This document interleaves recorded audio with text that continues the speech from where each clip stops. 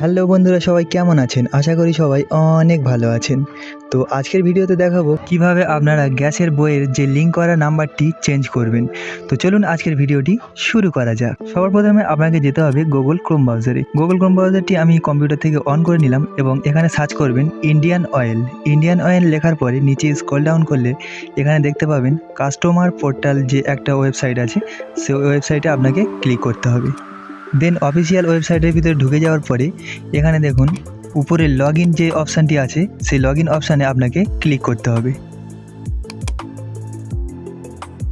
Log in অপশানে click করার পরে এমনটা ইন্টারফেস আসবে। তো এখানে আপনার মোবাইল নাম্বার দিয়ে আপনি রেজিস্টার করে নেবেন। তো আমার অলরেডি রেজিস্টার করা আছে, তো আমি এখান থেকে মোবাইল নাম্বারটি এখানে বসিয়ে দিয়ে তারপরে কন্টিনিউ ক্লিক করলাম।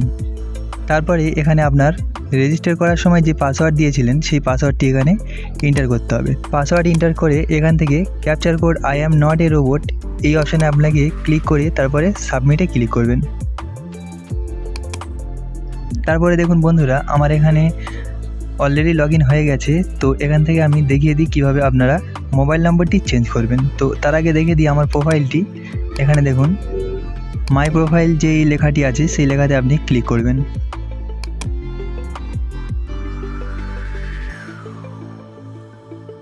তারপরে প্রোফাইলের সমস্ত ডিটেলস এখান থেকে আপনি পেয়ে যাবেন। তো এবার চলুন কিভাবে আপনি মোবাইল নাম্বারটি চেঞ্জ করবেন বা সেখানে একটি অন্য মোবাইল নাম্বার অ্যাড করবেন। তো চলুন এই প্রসেসটি আপনাদেরকে দেখিয়ে দিই।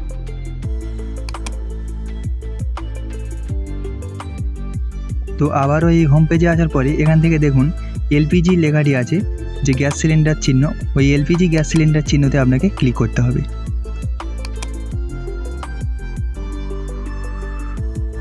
তারপরে দেখুন বন্ধুরা, এখানে সব ইনফরমেশন চলে এসছে এবং বাম দিকে দেখুন আপনার প্রোফাইলের যে এডিট চিহ্ন আছে বা এডিট লেখা আছে, সেই এডিটে আপনাকে ক্লিক করতে হবে।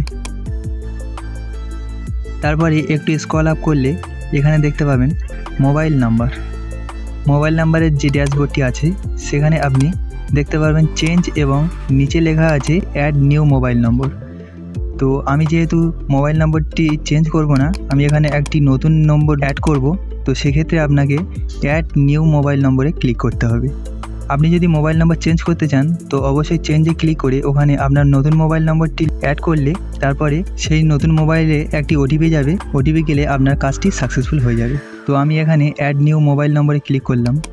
তারপরে দেখুন বন্ধুরা, এখানে আপনার নতুন মোবাইল নম্বর বসিয়ে নিচে সাবমিট অপশানে ক্লিক করতে হবে।